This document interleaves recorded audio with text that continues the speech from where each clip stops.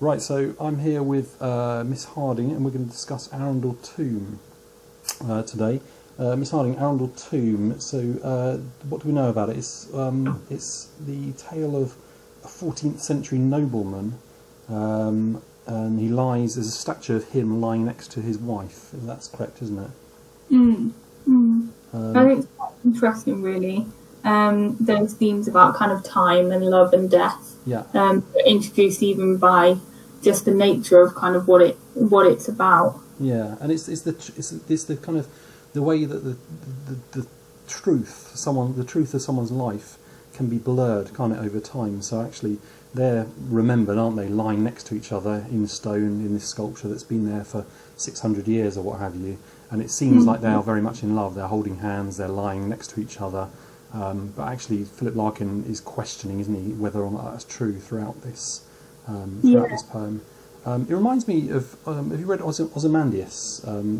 Yeah, that sort of. That and that's a students. That's a poem in lots of other anthologies. It's by Shelley, and it's this idea, isn't there? This Egyptian pharaoh builds a massive pyramid and says basically, this is a symbol of how great and amazing I am. And 2,000 years later, or 3,000 years later, it's dissolved into the sand, basically, haven't you? And the irony of someone who thinks they're so brilliant, nobody knows who they are again. And I think that's what Larkin is doing here, isn't he? These people who have made this, who were obviously very important 600 years ago, and have made this statue of themselves, now lies there, lies the statue. And the language, I think, is really interesting, particularly in that first stanza with the blurred and kind of vaguely, really kind of highlights that. Yeah, absolutely. Questioning the loyalty. Absolutely, yeah. They've picked that out. They're side by side, so that first of all they are lying next to each other, aren't they, side by side? But their faces are blurred, so we can't tell who they are anymore. And also, it's this sense, isn't it? That time, over time, it clouds people's judgment, doesn't it? So you're absolutely right to highlight blurred and the vaguely shown. You're right, absolutely. They lie in stone. It seems, doesn't it, to a certain degree, that from the first stanza, it seems as if they are quite important, aren't they? So the Earl and Countess, they lie in stone. Jointed armour that he's wearing, so he's obviously some kind of knight or someone very important. She's wearing stiff and pleats her dress, isn't it, there? And what do you make of the little dogs under their feet? It's kind of sense of a bit of humour, isn't it, at the end? Yeah, but I think dogs as well are a kind of symbol of loyalty. Absolutely. And I think the fact that he kind of uses that word absurd as well, linking to kind of the dogs maybe questioning the loyalty and questioning, what has happened. I think that word's an interesting one, possibly for students to think of their own kind of interpretations of that. So I think it's quite an interesting word, but I think there's lots of ways really that you could think about that. Yeah, absolutely. The faint hint at the absurd, and actually, it's quite modern, that, isn't it? The faint hint of the absurd there. And Larkin is quite famous, isn't he, for being quite sarcastic and quite cynical about life and about relationships and things like that. So we're introduced to these kind of couple lying side by side. However, immediately, as you said, with blurred, vaguely, there's the sense that history is clouded, what's real and what's not real, and what's true and what's not true. And I think the idea of truth is very kind of evident throughout this poem, let's say. Of course, we know as well from contextual information, this wasn't his first wife, was it? The Earl and the Countess was actually his second wife. So immediately as well, that kind of introduces this sense that perhaps this isn't true love, and we know as well from back in those days, lots of marriages were arranged marriages, weren't they? This notion of true romantic love was just was not true, essentially, and lots of marriages were arranged marriages as a contract for land and things like that. And yet there's this kind of sense that they're almost kind of immortalised in this stone, that their relationship will always kind of be, and that's what they were remembered of, even though it's kind of decaying. Absolutely. I think it's really interesting. Yeah, absolutely. So we must move on. But we learn in the second stanza that their tomb is quite plain, isn't it? The pre-Baroque era. So the Baroque era was famous, correct me if I'm wrong, but for sort of grandeur and spectacle and things like that. And before that, things were quite plain. So actually, it's not a fancy tomb. And you can actually Google, if you Google Arundel tomb and see the picture of it, it's quite a plain kind of tomb there. And actually, sort of saying actually, it hardly involves the eye. It hardly makes you look at it. Until quite kind of bare and unremarkable, I suppose. Absolutely, and yet he's kind of struck by this intimacy of them holding hands. Absolutely, yeah. The thing, you're right. Absolutely, it hardly involves the eye until it meets the left-hand glove there, still clasped empty, and in the other one sees with a sharp, tender shock, and that's a very famous line from this, isn't it? That kind of the surprise, if you want, the sharp and tender. Oxymoronic, is it? Sharp and tender? Yeah, I would say so. And I think the sounds are quite interesting as well. Yeah, you're right. It's very kind of sort of harsh sound, aren't they? His hand is drawn. The contrast of those sounds as well really capture his kind of surprise that it's kind of unremarkable and until that point. Yeah, absolutely. And it almost seems like it's unusual almost to have this statue of two lovers, the man holding her hand. It's almost like usually the man would be too important to show that kind of sense of love in a statue like this. So yeah, quite interesting that, isn't it? I think. So that's it. So yeah, I like sharp, tender shock. Very interesting there. It seems as if there's a sort of romance there, and like I say, for the rest of the poem, he sort of questions the reality, the actual truth of this romance, and he actually questions, and we learn that he thinks it's nonsensical, this romantic gesture. Next stanza, so we begin with, they would not think to lie so long. Now, I like the sort of pun there, almost, the lie so long, isn't it? Because obviously they're lying next to each other in stone, but also that sense of lying being a literal, an untruth, something false. I think that also kind of links to Larkin's kind of cynicism and that use of faithfulness as well, faithfulness in effigy. Yeah, the idea that it's kind of just a detail of the sculptures. Yeah, so the effigy there is the sort of statue, isn't it? Is the representation if you want, of them, and the faithfulness in effigy was just a detail friends would see, a sculptor's sweet commission grace. So the idea that actually this faithfulness of them holding hands is just something that the sculptor had was paid to do, basically, was commissioned to create. And that's kind of added to, isn't it, by thrown off in helping to prolong the Latin names along the base. I like the idea of thrown off there. It's just something he did on a whim almost. He threw it off. I think the Latin language as well in England was kind of, I don't know whether you agree with this, more kind of contractual and linked to those kind of more important documents. Yeah, absolutely. Yeah, you're absolutely right. Kind of lack of romantic love. It still is, and if you look at a lot of having taught English language A level, if you look at a lot of legal documentation, legal language and things like that, they still use Latin, and lots of the words have Latin roots in those. So you're absolutely right, and it adds a sense of kind of grandeur, doesn't it? It's a very, if you look at, there are all sorts of lovely resources where you can look at synonyms for words, and some have Latin roots, some have French roots, some have Norse roots or what have you, and they all have slightly different connotations, but generally the Latin words are more kind of formal, more impressive, if you will. So it almost seems as if it helps to prolong their sense of importance. Interesting. But again, we are third stanza in here, and we're starting to question, aren't we, how real this kind of love actually is at this particular point.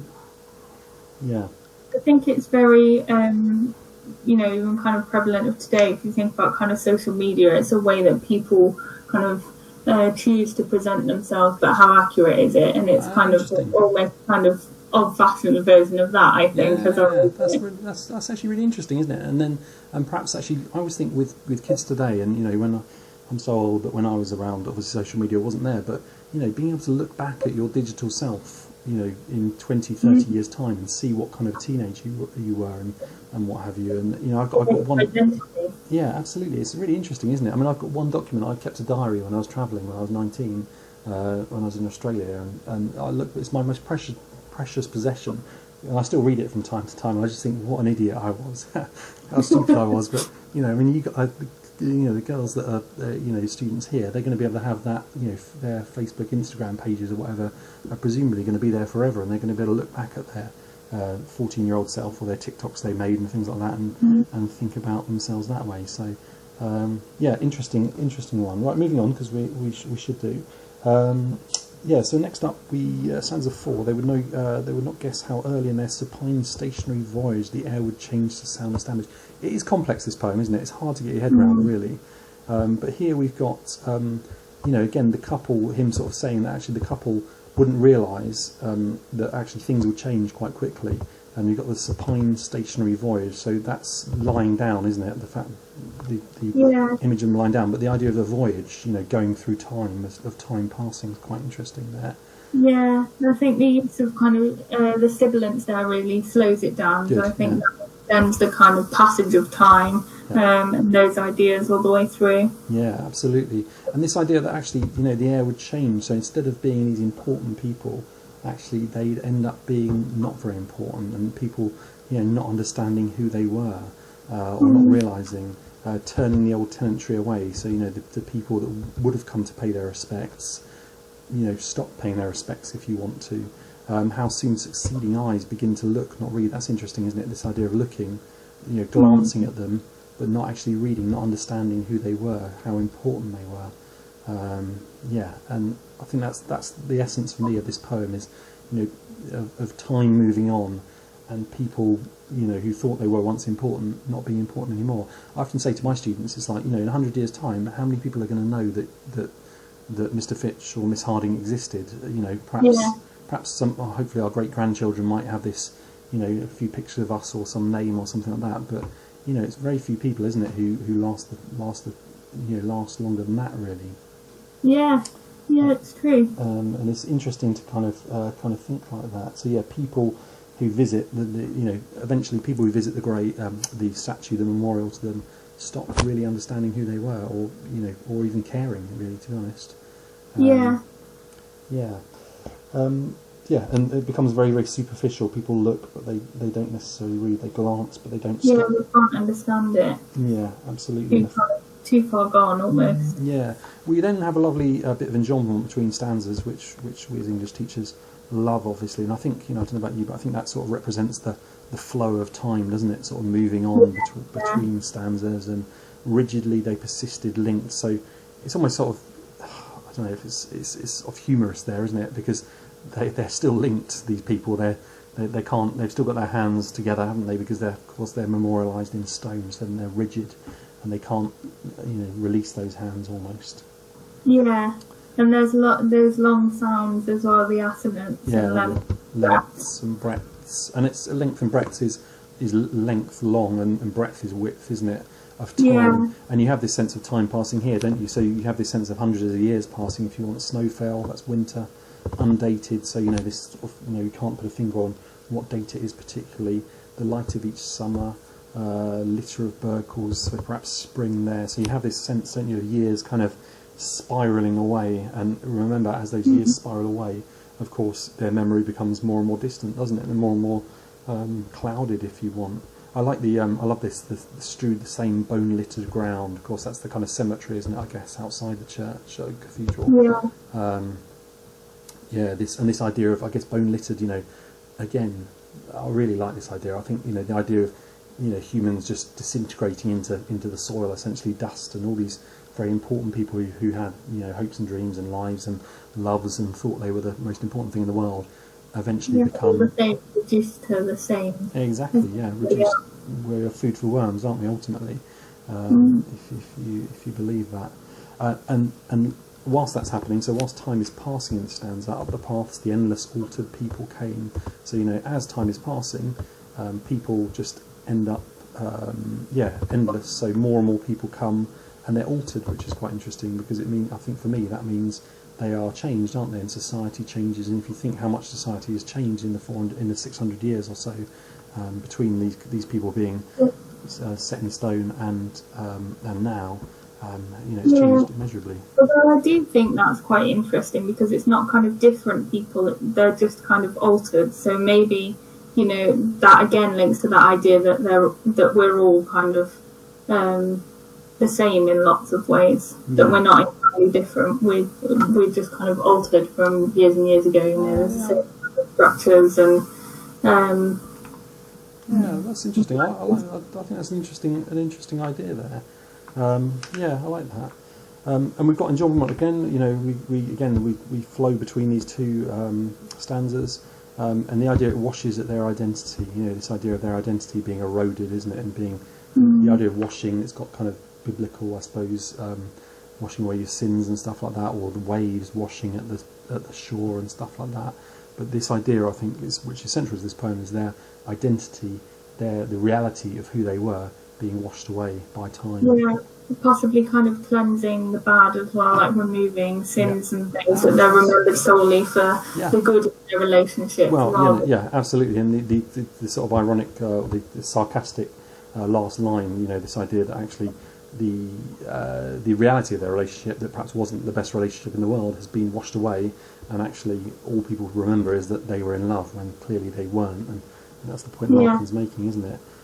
They seem hopefully, he says in that second line of that stanza, helpless in the hollow of an unmemorial age. So this idea that we are unarmorial there is an age of, correct me if I'm wrong, but it's an age of where there's no knights and no armour and stuff like that, the kind of more modern age, if you want, and this idea that it's somehow hollow, that modern age. And then you have this. I struggle with this a little bit, and I think there, by all means, look up another interpretation of this: a trough of smoke in slow suspended schemes above their scrap of history. So this idea of smoke, I guess, is about, if you think about smoke, it dissipates, doesn't it? It disappears quite quickly. And again, we can compare that to their memory. Is it the disappearing through time or something like that? And schemes being threads. I read that. So just threads of memories and stuff like that. And it's all very kind of clouded at this particular point, isn't it? This poem. And I think the language almost kind of reflects, that ambiguity of who they were again, and those kind of changed attitudes and outlooks that. From a modern perspective, we live in a very different time period, we experience different things, and life is very different, so we then become kind of further removed from what we could understand, because we don't have that kind of contextual knowledge of what it was really truly like for them. Absolutely, that's a very good point. You're absolutely right. And it, again, I think it's just, this calling it the scrap of history, it's derogatory, isn't it? It's unkind towards them, and it's belittling their historical significance almost. And even then, only an attitude remains. So this idea that only a thought remains. There's nothing physical. There's nothing more than just a fleeting kind of thought about them that remains. That's ended up. So we move on to the final stanza. Just sorry that we're racing through, but it's a long poem, this one, isn't it? So time has transfigured them into an untruth. Now that's quite explicit there, isn't there? Actually, time has changed them into something that isn't real. That's correct, isn't it? They become lies, essentially. Their relationship has become a lie. Time changes things, and it does, doesn't it? It's, you read about someone from history, and you read a historian's kind of interpretation of them, but you don't actually read. We don't know the truth, do we, of what it's like, or what that person's like. I think it's interesting as well, that idea of kind of immortal love. I suppose it depends on your kind of outlook of love and relationships.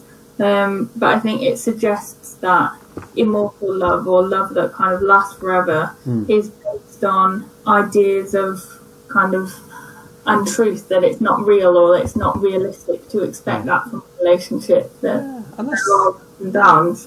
I think we all have, don't we? We all have growing up. We have and obviously you're a lot younger than I am, but we have this kind of fairy tale view of love, don't we? And marriage and living happily ever after and stuff like that. And the reality of it is often very different, isn't it? And and Larkin is quite cynical, isn't he? In lots of his, check out his other poems; they're beautiful. But he's quite cynical and quite sarcastic and quite negative about certain aspects of life.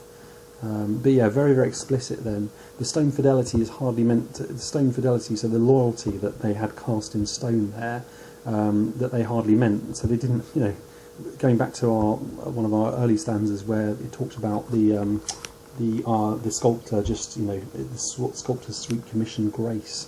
So the sculptor didn't even mean, barely meant to have them holding hands. It was just an afterthought, and yet this has come to be their final blazon, their final kind of symbol, their final truth, if you will. So again, yeah, absolutely, and actually it was just on the whim of a sculptor who thought, oh, that'll please their friends, and that'll make them happy, and that's what. And now people come to visit them and say, wow, look at this. Look at them holding hands. It's become their sole identity. Yeah. It's all that they have. And it's a nonsense, which is just, sort of humorous, isn't it? And ironic and the rest of it. And then we've got our final kind of, couple of lines there. To prove our almost instinct, almost true, what will survive of us is love. Now, really important for students to understand that final line, which is one of the most kind of quoted lines here, Larkin, isn't it? What will survive of us is love. He's mocking it. He doesn't mean that, doesn't he? He doesn't. It's ironic. It's sarcastic. That final line, because actually, he doesn't really believe that this love has endured death and endured time. He, says that it's untrue. Yeah, absolutely, it's untrue. And actually, the whole premise of these two people lying next to each other, they didn't perhaps love each other as much as it seems that they did, as much as people remember they did. People don't know what they were like, and people don't understand, and people have got it wrong over time. And I think that's accentuated, obviously, isn't it, with our almost instinct, almost true, that repetition of almost there, the qualifier is, I think it's very sarcastic, isn't it? It would be nice if it were true, but it's not really. What will survive us is love? No, not necessarily. So, and it's about perception, isn't it? The way people perceive things, and the way people view things, and how things are shaped through certain events and certain documents. And the document here, if you want, is them lying next to each other in stone, isn't it, and holding hands, and people read into that they are romantically in love and the rest of it, when the reality is untrue. And I think that's almost interesting in itself, that idea that it's set in stone, that idea of kind of permanence, and that we kind of talk about, and yet that thing that is set in stone that we take as absolute fact is just fabricated. Yeah, that's a really nice point, actually. I like that, the idea, that phrase with something set in stone, and it's fabricated, like you say. It's nonsense here. It's what's set in stone is a lie from the start, isn't it? That people believe that. Anything else you want to add, Miss Harding, before we finish up? I don't think so. I think I would say that maybe for comparison, you can think about kind of broken appointment and that idea of kind of passing time. Yeah, that's right. Lots of, if you look at the rhythm of it and the metre of it, there's lots of kind of iambic side by side. Their faces blurred, the Earl and Countess lying stone. There's quite a sort of steady rhythm there a lot of the time, isn't there? So we perhaps look, and we haven't covered it here. Like kind of most of the time, it's iambic tetrameter, I would say. But then we look perhaps at where it breaks up, and we've got time now. Lots of enjambment, I say, to show the passing of time. The sort of chaos of, the passing of time, if you will. There is a structure there, isn't there, and a formality to a certain extent. And there's however, all the time that's being subverted, I would say, a lot of the time. With different rhythms and line lengths and enjambment and caesuras and all sorts of things. So they're in separate stanzas. They all kind of blur together through that enjambment, or like the stone, really. So absolutely, and to show the endless passing of time. And we cover so much in English, and we talk about a lot of the time. And it's a favourite thing of mine, but how nature will continue to move on and to continue to be there. And in 1,000 years' time, or in 100 years' time, I'm not going to be here, but the hills outside my classroom will be there, and the trees will be there, and things like that. And that's I think that's in a lot of English literature, isn't it? And it's a beautiful thing. Wonderful. Anything else you'd like to add? No, I don't think so. I think we're looking for something to do. Beautiful. Well, I hope that's helpful, students. As always, we are here to help, and if you want to shout us and ask us any questions, please do. It's a lovely poem, that one. A very tricky one to get your head around. There are some lovely resources online as well if you're struggling to. So please Google those. And we'll see you next time. Thank you very much.